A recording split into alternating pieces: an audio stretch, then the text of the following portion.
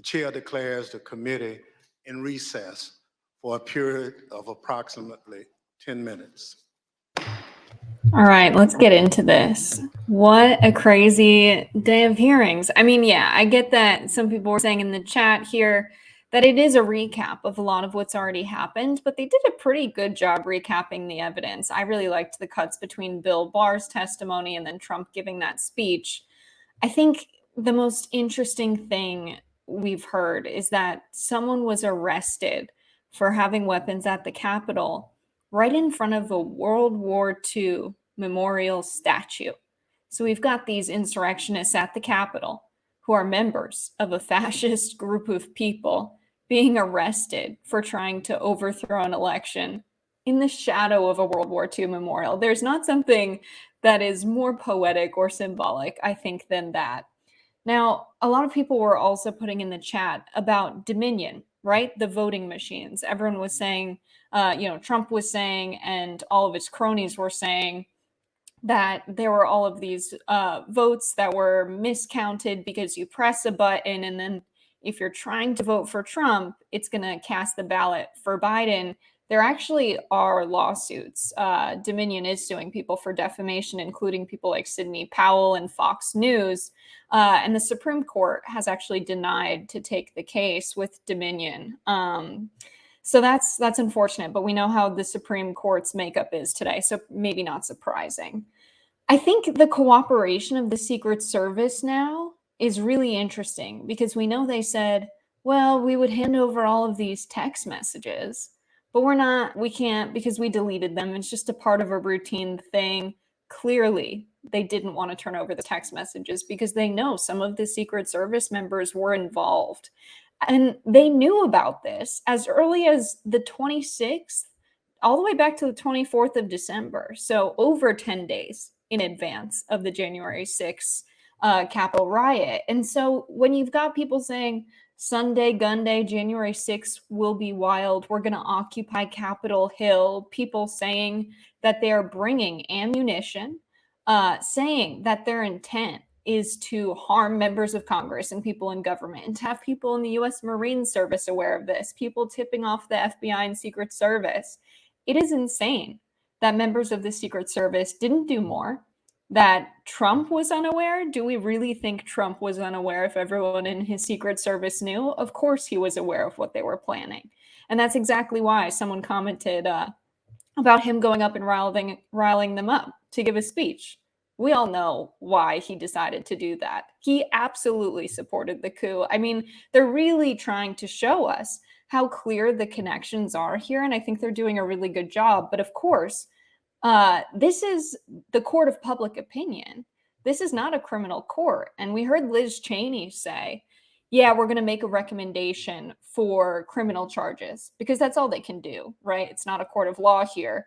But they're also tasked with amending the Electoral Count Act, which is something that's passed in the House. But they've got to do much more than that to ensure that another coup like this doesn't happen. That's the bare minimum. So hopefully at the end of this, it seems like we're getting towards the end of these hearings. Hopefully, because they're recapping this, by the end of this, they're going to tell us what other pieces of legislation they're pursuing to make or increase the integrity of the electoral process and protect our democracy in different ways.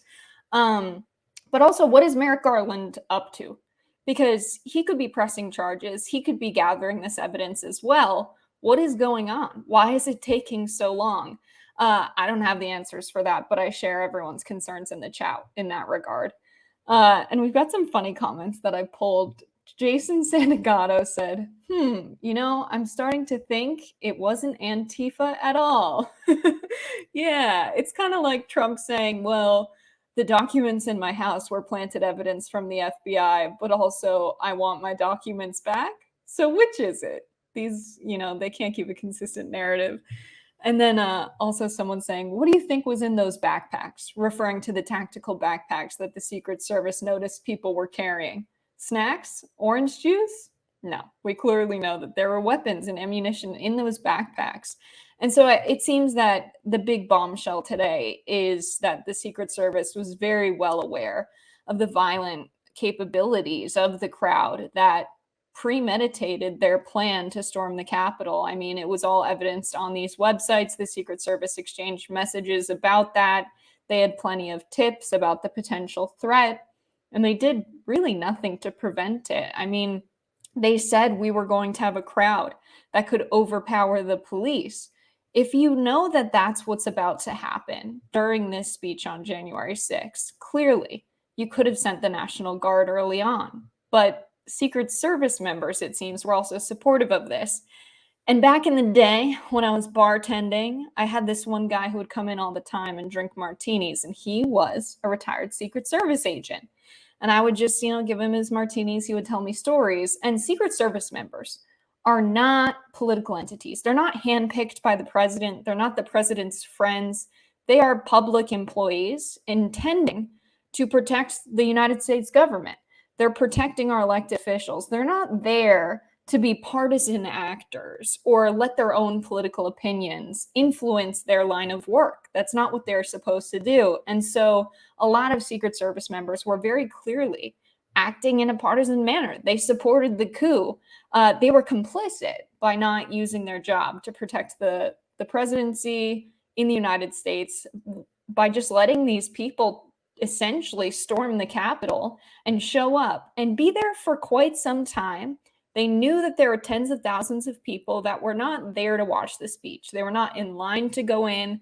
And that's because they had weapons that they couldn't take in because they were using their magnetic wands to test people for, weapons.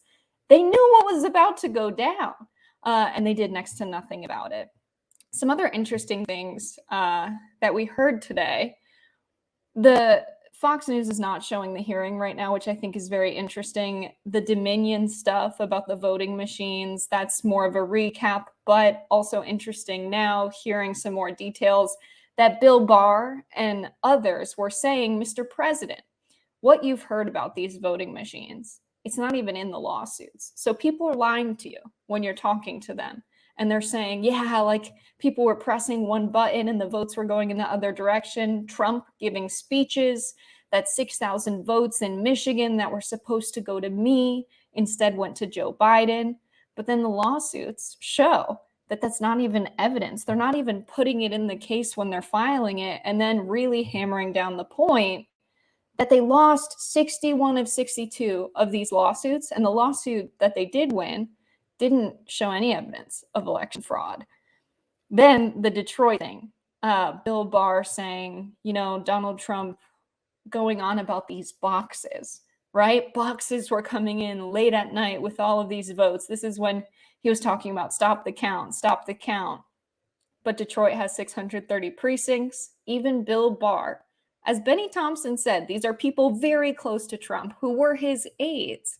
People like Bill Barr saying, it's just the process of the election. Detroit has 630 precincts. They all bring them to one place to count up the votes. They've got to bring the votes from this location to this location. That's why they're showing up with the boxes. It takes time from the point where the polling location closes to gather up all of the votes, shut it down, and get to the place where you're counting them. Perfectly reasonable reason for people to be showing up to this location with boxes of votes.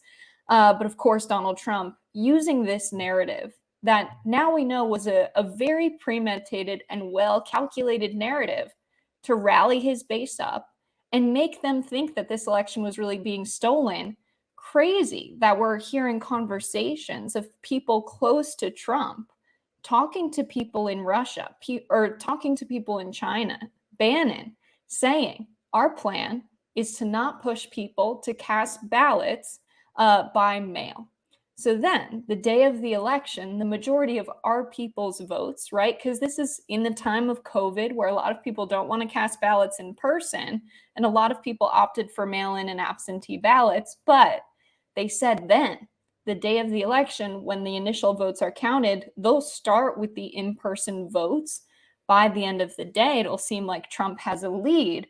Then, when all of the mail-in ballots come in and the thing flips, so they kind of knew they were going to lose if they're taking this approach, because if you thought you had the popular vote, you'd be like, yeah, make voting as easy as possible. Tell everybody to use mail-in ballots. No, they knew they were going to lose.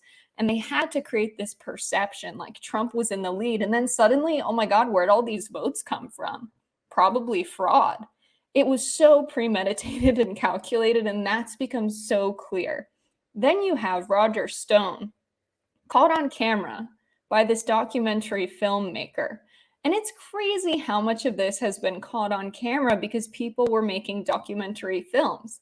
It's like these people have no shame. One of my favorite phrases that someone put in the comments that we showed, sin vergüenza, which means like, you are a villain, you have no shame at all.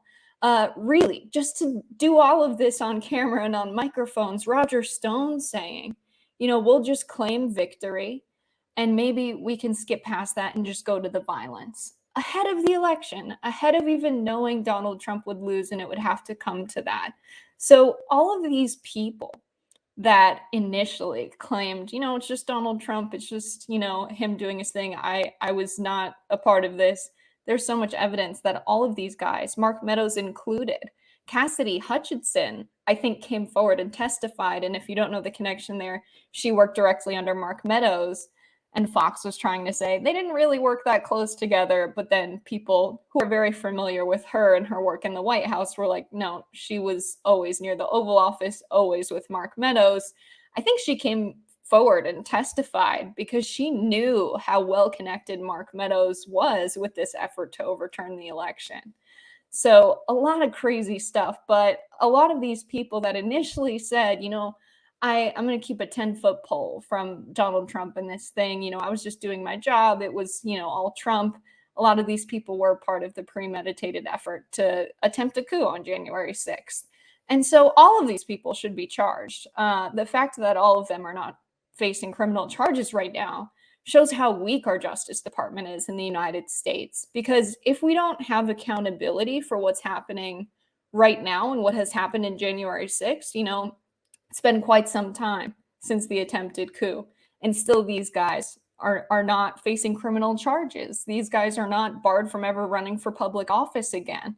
And Donald Trump is absolutely considering running for public office again. He's already campaigning. And so it's very scary because now they know that there's no sense of accountability and it's just going to be a much worse coup the next time. I mean, if you look at history, people who attempt fascist coups, they've lost in their first attempt before and then won 10 some years later.